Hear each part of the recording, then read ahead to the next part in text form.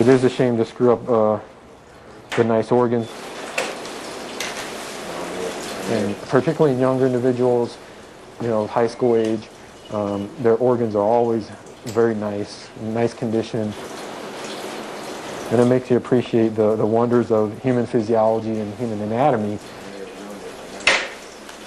But it also, on the other hand, makes you appreciate how fragile the heart is and how fragile the brain is, and how in the blink of an eye you could go from being alive one day,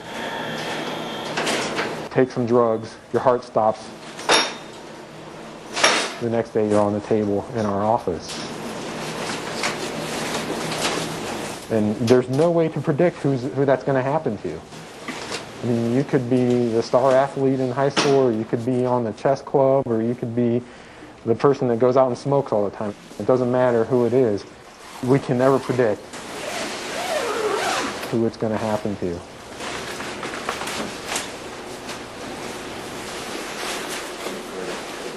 Unfortunately, New Mexico ranks highest in the nation for drug-related deaths.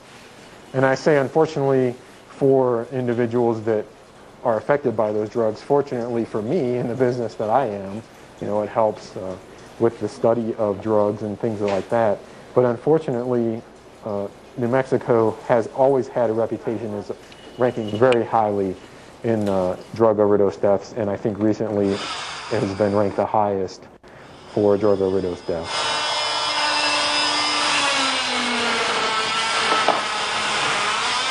I think the brain is not as resilient as some of the other organs in the body, and that can be attested to by the fact that it's encased in a thick skull. It's coated by a tough membrane called the dura mater. So since the brain is really the kind of central processing unit of the body does everything it can to really protect it. So when you start using things that damage your brain, like stimulant drugs, methamphetamine, inhalants, cocaine, anything that can get into the brain and cause it to function abnormally, then that's really going to have a horrendous effect on your body in general. Alcohol and shrooms. Smoking weed. They went from weed to pills. Cocaine, crack. I'm an undercover narcotics detective, so I buy and sell drugs, I get Crime Stopper tips, I employ informants. Drugs are an issue all over the state of New Mexico. I was involved in meth, heroin, marijuana. I would go to school high almost every day. Drugs are at every high school. Drugs are at most middle schools. And I wouldn't be surprised if they're in some elementary schools. The kids that I know were doing everything they could get their hands on.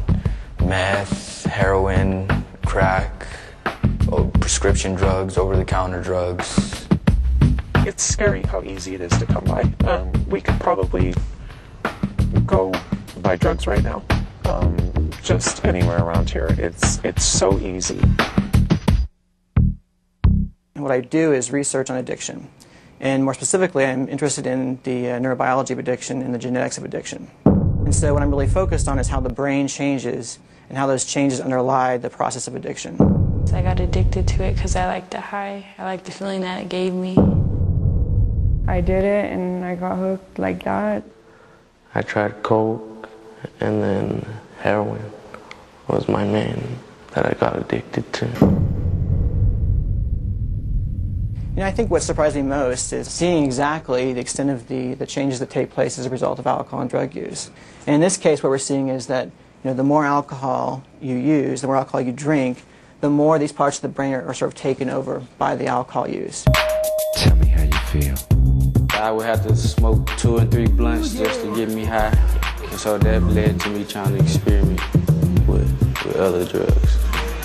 There's a lot of really important development in the brain during adolescence. And so you can imagine if you're doing something, you know, like drugs, that clearly alters these systems in the brain. I mean, the worst time to do it would be during adolescence, right? Because the brain is developing, and alcohol and drug use can interfere with some of the connections that are forming in the brain during that critical period of time. Well, there are basically 2 different ways that drugs act on the body.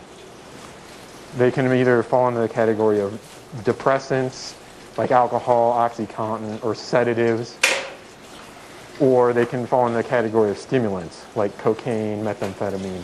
A lot of these drugs are targeted specifically for pleasure centers in the brain. The receptors in the brain attach these drugs onto them, and the brain goes, well, that makes me feel good. But the problem with those is your brain gets addicted to having those drugs attached to the receptors. Heroin makes you feel like there's no problems in the world. It just makes you sleep, kind of, but you ain't worrying about anything. It's just like you're in heaven until you come off of it, you know what I mean? And then it sucks. Then you're in hell. Meth is like a drug that will get you hooked on right away. I first started smoking it, and then I started lines, and then I started mainlining it. People will say, well, I know of somebody who, they tried using drugs and they didn't become an addict, right? And that's a fair point. But the problem is it's hard to know up front whether you're the kind of person who's more at risk or less at risk. Sometimes it is rush from the limb. You have no idea exactly, where you're going to end up once you go down that road. If you use enough alcohol and drugs, you're going to reach that point where you can have some brain changes. First I started off taking like hydrocodones and Percocets, and then after a while I needed something stronger. I moved on to Oxycontins and morphine and all that. OxyContin has become a really popular, it's called Percocet sometimes, but has become a really popular drug to be abused by people because it's much more potent than morphine by itself. It gives you much more potent effects, and the effects it has on the brain are stronger than morphine. So people get instant reactions to it, and they get really addicted to it much more easily than they do to morphine. I would say probably about 1 out of every 20 high school students or seniors that we see have used OxyContin, and we see OxyContin deaths pretty frequently now in younger individuals. The prescription medication use is going up quite a bit in younger individuals, high school and junior high school students. I think that people don't think prescription drugs are as dangerous and lethal as any other drug, because it's not this seedy underworld of buying it and they can find it in their parents' medicine cabinets, their grandparents. They just figure it's okay and that it can't kill them, which is very wrong, because it actually, you can just overdose not even knowing it and be dead.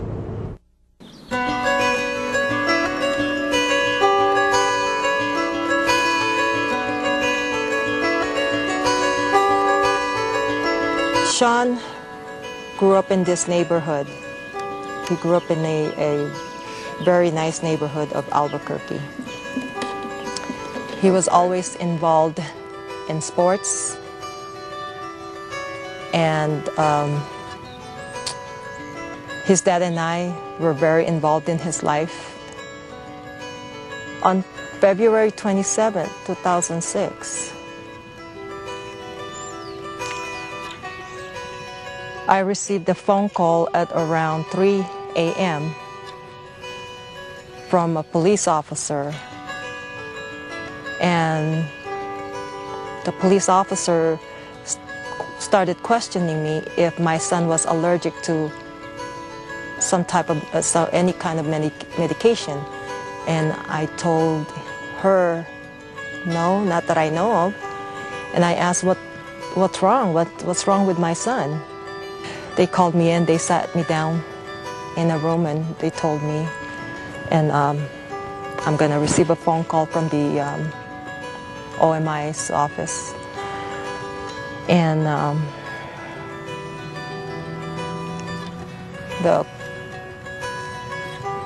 the person in that office delivered the news to me. And I asked, what did my son die from? She said that they found some opiates in him. They found some OxyContin in his pocket. And I couldn't understand. I didn't understand what she was talking about. And I found out that it's a very popular thing that the kids are using now. They use prescription drugs, especially painkillers, to get high. Sean died from, he took the coating off, crushed it, and grinded and snorted it. I believe in my heart that he thought taking prescription drugs was safe. He wanted to get married and have children.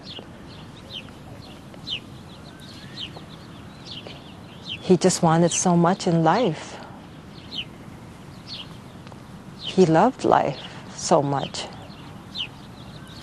And that was taken away that one day that he died from OxyContin.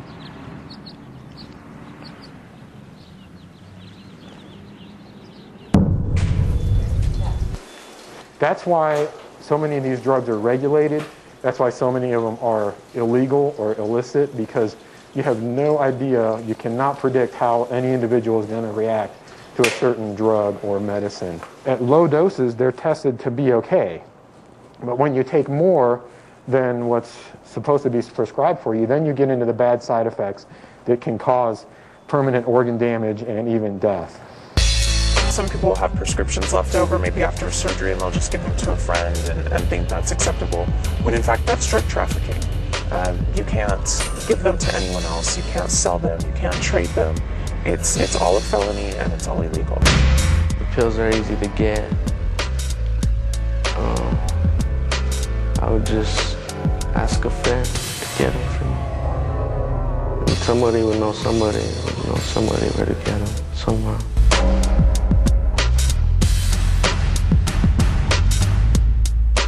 That's the huge one. It's the abuse of the prescription drugs. That's what we're seeing the most, a prevalence of that we've not ever seen before. Parents don't realize that their kids go into their medicine cabinet or wherever they keep their prescription drugs, and often they may have like a painkiller, anti-anxiety drug, and they don't take them all the time, so they don't even remember how many tablets were still in the vial or if they even had any. They don't realize that if they leave that medication in the cabinet, that kids have what they call farming parties. They call it farming. It's PHARMING, and it's pharmaceuticals, from the pharmaceuticals. And all the kids go home to their parents' medicine cabinets and they take a couple of pills out of all the pill bottles. They come in and they mix all the pills in a big container, and it looks like jelly beans often. And they dump it in the middle of a table and then take whatever they want to take. And it's huge on college campuses also. And they just don't know what they're taking, and they wind up with some really horrible effects. Well, when you get them to the emergency room, the doctors don't even know what to treat. Prescription drugs we're finding them a lot lately. And I think what's happening is the younger crowd is starting to get into them. Whereas where they used to say marijuana was a gateway drug, I believe that prescription drugs and their abuse are more of a gateway drug now. As adults, if we have rows of drug bottles on our shelf, some of which perhaps we maybe don't even need, and if we certainly leave them unsupervised, but basically if we give the message to young people that the way to live your life is by popping drugs, it's not too hard to understand why young people then would feel like that must be the way to go. Very few of us can say that we make it through the day without taking some kind of a drug. Very few of us. And even if that's caffeine, maybe that's alcohol, maybe that's nicotine, whatever that happens to be, very few of us make it through the day without taking a drug, so we become a drug society. It's not complicated to understand why we're losing our kids. I know I'm your kid and you don't want me to do it, but you doing it. So how can I stop doing it when you doing it? So that's how I look at it. If you want me to stop, you need to stop. You need to show me an example of something of what I need to be doing in order for me to get to where you want me to be. But how you gonna tell me to stop and you do the same thing? I don't understand that. Starting in 7th grade, I started smoking pot. And then when I got into high school, I did more pot and drinking. And the speed came around, the black beauties and little white crosses. And I didn't realize I had a problem, but you know, I was the party girl. When you think about alcohol and drug use, a lot of that happens between the ages of, say, 14 and 25. It's sort of the big period of drug use. And so that's a very important time in terms of brain development. And interestingly, some of the parts of the brain that are doing the most in terms of developing at that point in time is more of the midbrain and the prefrontal areas. They control things like how well you can control your impulses. I barely made it through high school, and then once out of there, they made me go to college. And I remember I went to UNM, and I was hooked up with a sorority, and I was the wild one, you know, and that didn't last very long. And so what they mostly did was to try to control me, and the more they controlled me, the more I rebelled. So it's entirely possible that using drugs during adolescence also decreases an adolescent's ability to control sort of their impulsive behavior. So obviously the more impulsive you are as an adolescent, the more likely you are to experiment. And the more you experiment, it could be entirely possible the more you're hurting the ability of the brain to develop those important inhibitory connections. And therefore, it's kind of like a vicious circle. And I ended up going into treatment. And I was 21 at the time. And now I'm, 47? 48. I just turned 48. And it's been over 30 years of drinking and drugging. And that's where it's at. I think the most I regret is I think a lot of the pain that I caused my mother and my dad. I didn't get to know my dad, and I regret missing out on my education. I had my education and everything paid for. Coulda, woulda, shoulda. I missed out on kids. I'll never have children, and I missed out on a husband. I missed out on the family life that I see so many, and so I did miss out on that, and I believe that's directly from my drugs and my alcohol use. I couldn't stay sober long enough. The more you use alcohol and drugs, the more the brain changes, and really the pleasure centers become focused on alcohol and drugs, and the less normal stimuli are pleasurable for these kinds of people. So they may be more prone to depression, and that's the kind of the behavior that you see that goes along with addiction. I can just tell you it will mess up your life, and I don't think you want to be at an age at 48 and having to really start over, you know what I mean?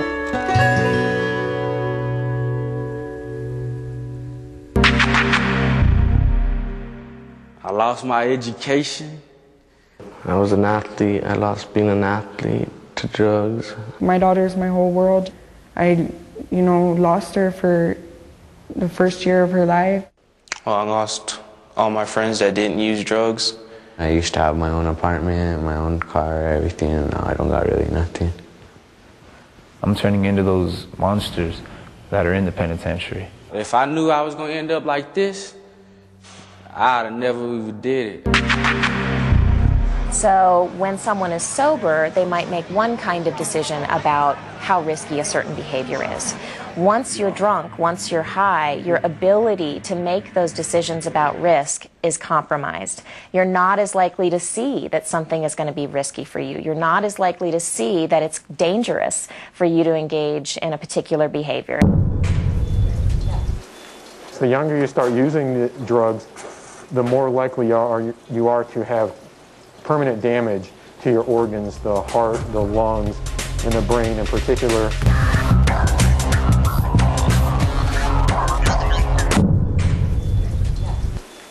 Now in this case, the lungs, and in cases where people smoke marijuana or tobacco, the lung tissue gets destroyed and it gets deposited black substance in it called anthracosis, or it's a black pigment. People can die very suddenly, very quickly from cocaine and ecstasy, methamphetamine, because of the action that they have on the heart. Anytime you tell your heart to speed up when it really doesn't need to speed up, then you're at risk for causing a sudden heart attack and sudden death. Fentanyl is a very powerful sedative, like morphine. Vicodin is hydrocodone, which is also a drug very similar to OxyContin. Slows down the heartbeat, slows down the breathing, and this sort of thing can lead to sudden death from heart attacks or respiratory depression, when people may depress their lungs to the fact that they kind of suffocate. Shrooms, weed, cocaine, Xanax, Oxycontin, Meth, heroin, alcohol, hydrocodones and Percocets, weed, crack. Who here is under 21? When we arrest these kids and arrest these young adults and their parents, we call them so they know where they're at, they're shocked and they have no idea what's going on.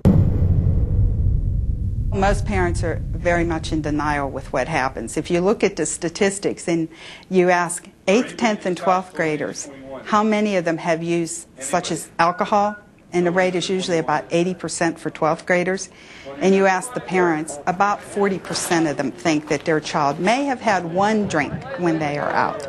Same thing with the drugs. They're probably even in more denial with the drugs.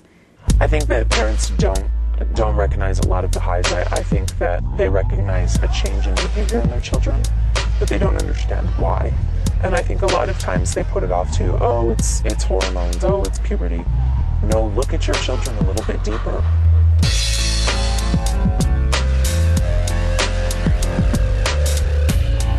Things that a parent would look for, a change in behavior is one of the big things. Who they're hanging out with, how their children dress, their behavior just suddenly changes. Change in eating habits even. Methamphetamines, any of the stimulant type drugs that are illegal on the street, they will cause pupil dilation. Certain depressant medications even cause pupil dilation. When you're talking about muscle relaxers and things like that in the depressant category, that might make somebody very lethargic, very rubber-like movements, sleeping a lot. Your cocaine, your crack cocaine, your methamphetamine, that type of drug. And you just have hyperactivity, rapid speech, you can have heavy sweating, pupil dilation, loss of appetite.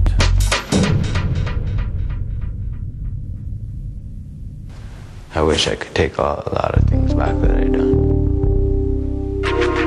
I want to finish school for one thing. Probably paid more attention in school, paid more attention to my parents. I'd be the leader, be the leader. Let's go do something else. Let's go to the bowling alley.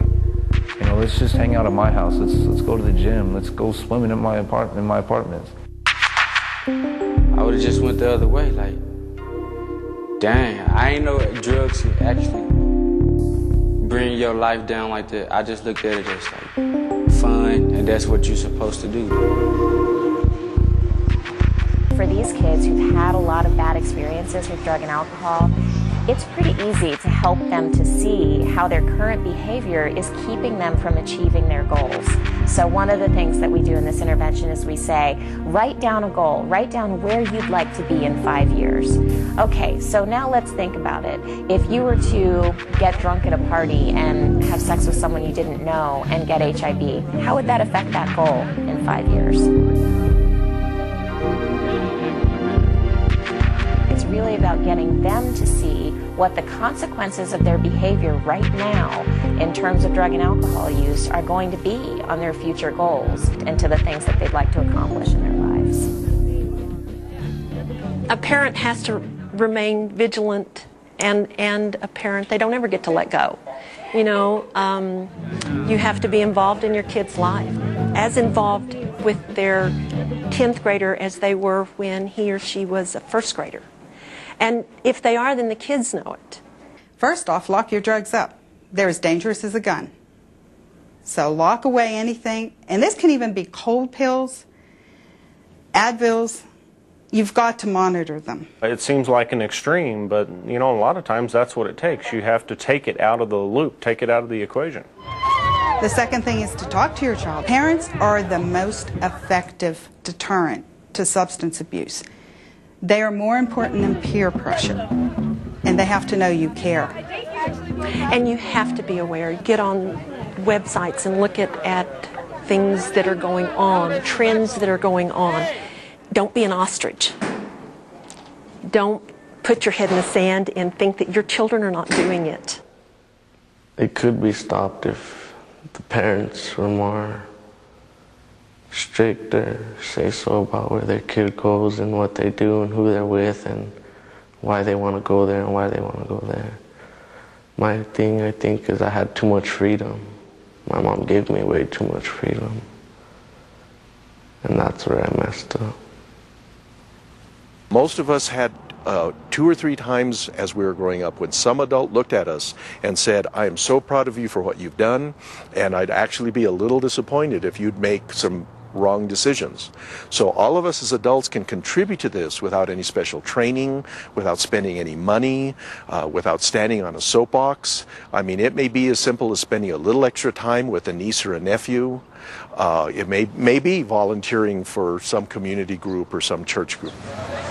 Teens who either have overly restrictive parents or parents that never enforce rules are the most likely candidates for substance abuse.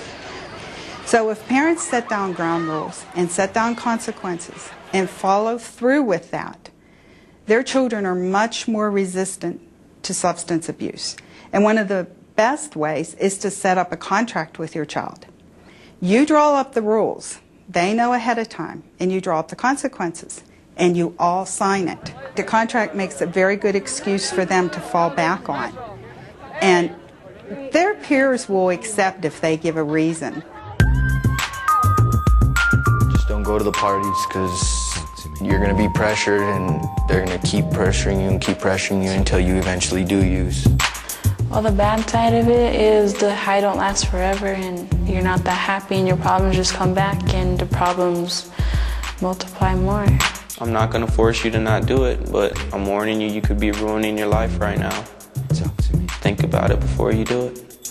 If your friends are pressuring you to use the drugs, get away from them, make new friends, make friends that are doing good, make honor student friends.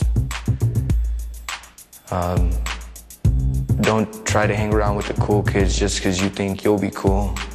Because if they're using drugs, they're not cool anyway. Knowing where they are, that's another big, knowing what's going on in their life and who they're with is another one. So just being aware, knowing what's going on. Because for as much as you don't pay attention to your kid and you don't parent your kid, there is some drug dealer, some thug out there that's going to welcome them with open arms and give them everything they're missing. One of the hardest things to deal with is the surviving family members that come in of these kids. I a lot of times have family members come in and they're in such states of grief that you really don't know what to say to them. Obviously, we did the autopsy and we found out their child died of drug use or whatever. And almost always the family says, I didn't know he was doing that. That's got to be the hardest, is dealing with the surviving parents and family members. Only you can make yourself do what you want to do. Nobody else can make you do that. It's your own decision on what you do.